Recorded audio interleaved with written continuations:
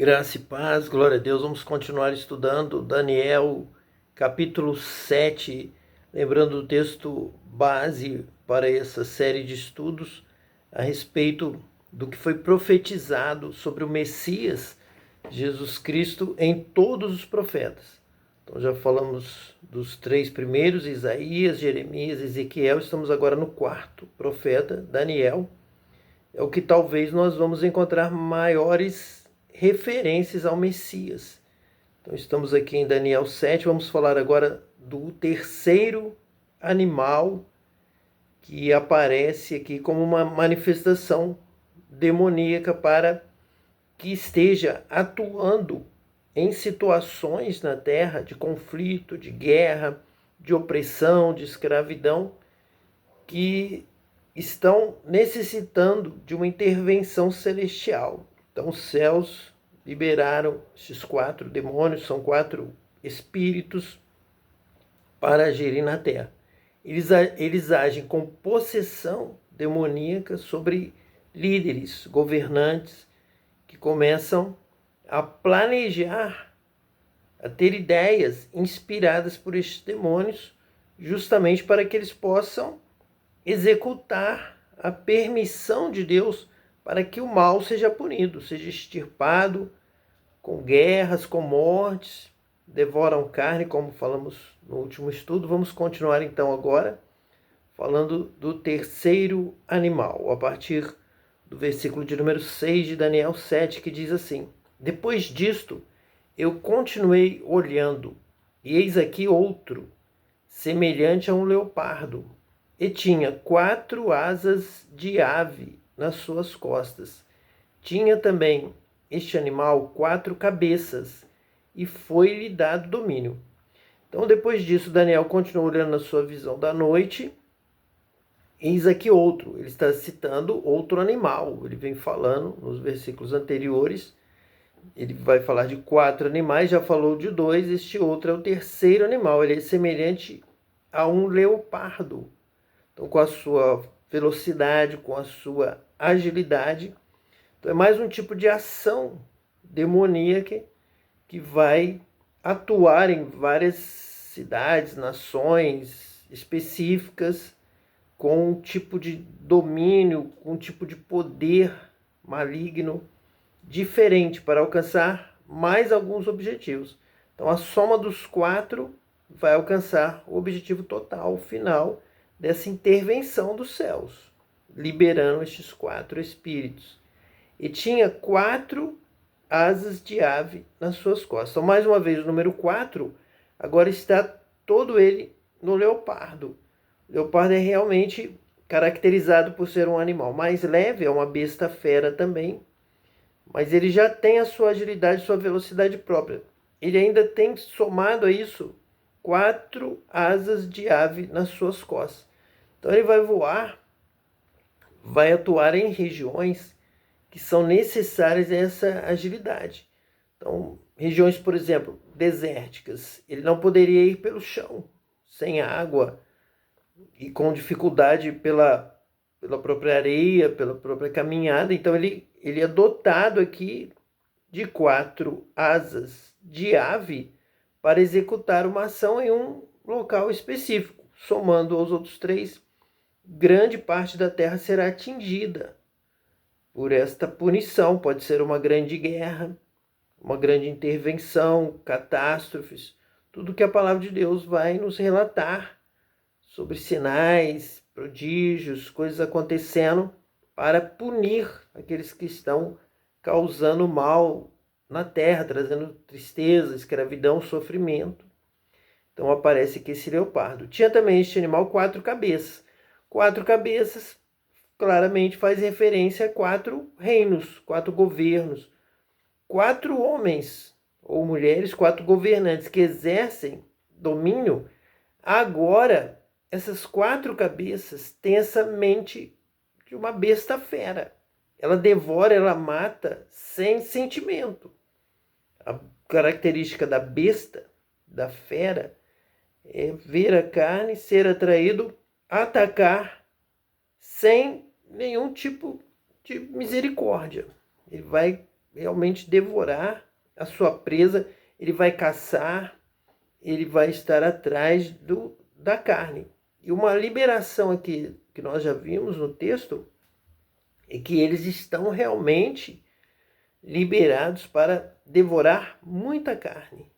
Então ele tem 4 cabeças, ele vai agir de 4 maneiras diferentes, ele vai dominar, oprimir 4 governos, e estes 4 governos vão lançar ataques, morte, destruição, e foi lhe dado domínio. Então vai se manter, vai dominar, vai expandir esse seu poder maligno, vai oprimir outras nações que também estão lá causando mal, trazendo mal, estão desagradando os céus, estão desagradando a Deus. Então este leopardo terá domínio, foi lhe dado domínio. É um domínio destruidor, para destruir o mal, para limpar a terra do mal. Então vem o mal maior para destruir o mal que há na terra. Deus então prepara e deixa lá guardado para os tempos propícios estes demônios, aqui na figura de animais, que vão possuir a mente, o pensamento de homens que dominam nações. Então foi lhe dado domínio para todo o crescimento da ação ali para a destruição dos que destroem a terra, dos que causam mal, causam a pressão sobre vidas inocentes. Vamos agora para o versículo 7, que é um dos versículos mais destacados entre essa visão, manifestação desses animais. Diz assim: depois disto, eu continuei olhando nas visões da noite, e eis aqui o 4º animal, ele é destacado. Então, Daniel 7 destaca a presença, agora sim citado, o 4º animal. Eis aqui o 4º animal, terrível e espantoso. Então, a pior causa o espanto. Para Daniel ele é terrível, já percebe, Daniel já tem sentimentos, a sensação ao observar o aspecto, a fisionomia desse animal. Ele é terrível e espantoso, ele é diferente de todos os animais da terra. Então ele traz realmente características dos céus, do abismo, do inferno, da maldade, da violência, de uma agressividade espantosa, terrível e muito forte. Então ele sobrepuja os demais animais terrenos. Ele não veio na figura nem de um leão, nem do urso, nem do leopardo. Veio de um animal mais forte. Um animal com uma aparência ainda terrível, mais terrível do que uma besta fera que nós conhecemos na terra, espantoso, o qual tinha dentes grandes de ferro. Veja que uma característica dele é ter dentes de ferro. Não é uma característica da terra, nenhum animal, nenhum ser ter dentes de ferro.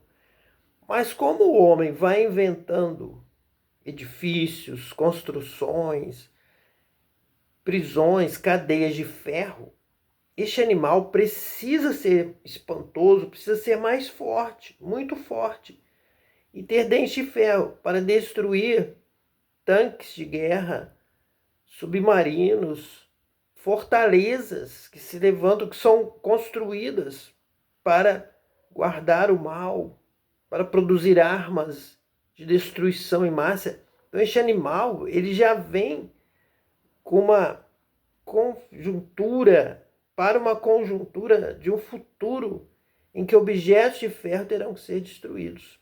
Armas de ferro, resistência de ferro. Então ele tem dentes grandes de ferro. Ele devorava e fazia em pedaços. Então ele não só fazia carne humana, mas também a resistência.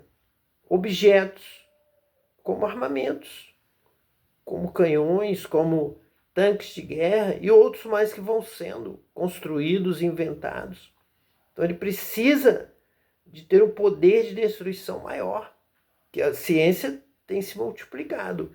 E a ciência também se multiplica para a destruição, para inventar armas destruidoras, mísseis destruidores, caças, de todas as formas, vários tipos de armamento vão sendo inventados. Então, este animal vem para mostrar que realmente o céu domina sobre a terra. Se é de ferro, este animal é muito forte, ele tem dentes grandes de ferro, ele vai destruir até os artefatos de aço, de ferro, devorava e fazia em pedaços. Tudo, prédios, bunkers, objetos, construções, prisões, muralhas subterrâneas, onde for. Ele vai fazer em pedaços, ele vai alcançar, ele vai destruir. E pisava aos pés o que sobejava. Era diferente de todos os animais que apareceram antes dele. E tinha 10 chifres. Então ele tinha um poder maior. Ele próprio tinha 10 chifres.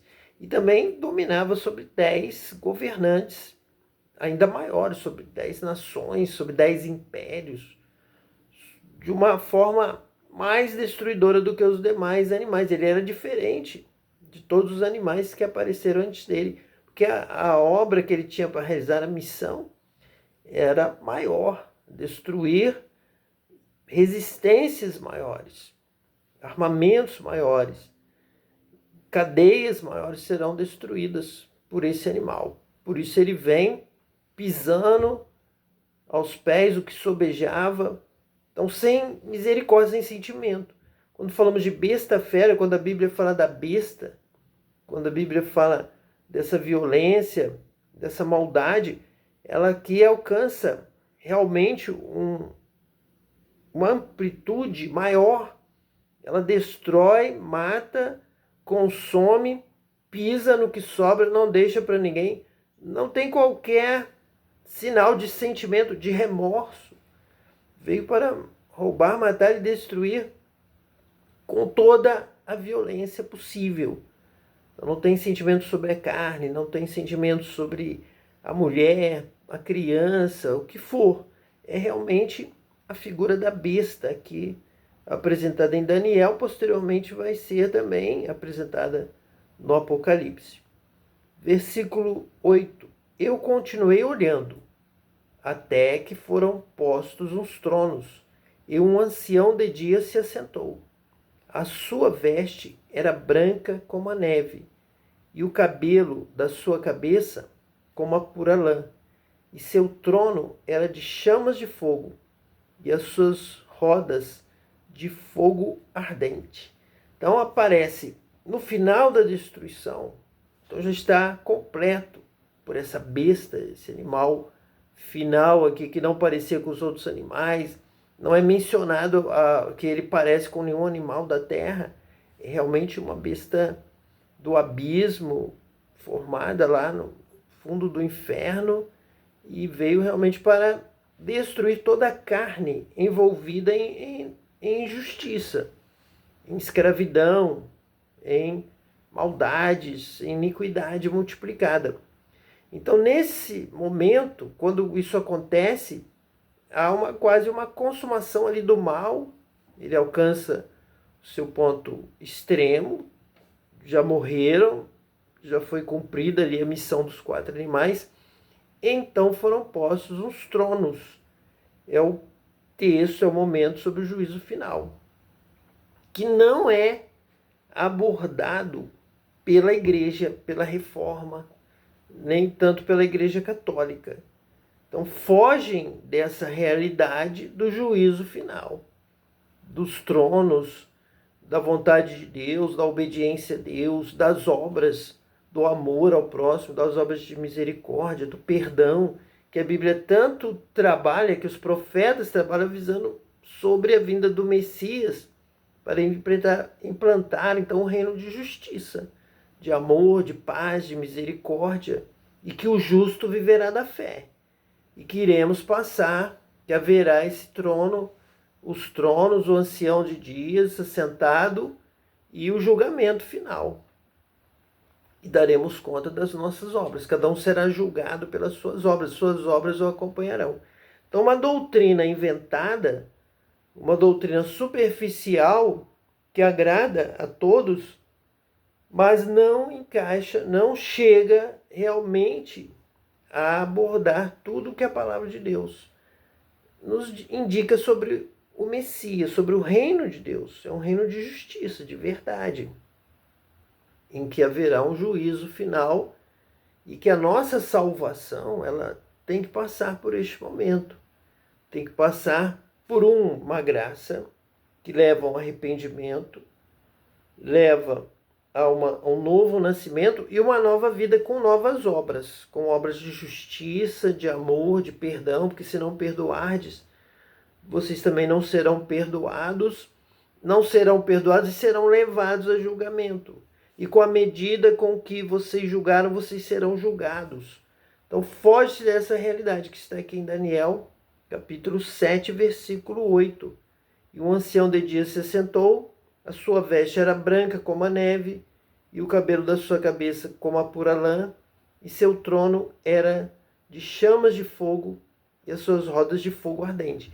Então esse fogo vai realmente tocar, e cada um será julgado pelo fogo, vai passar pelo fogo.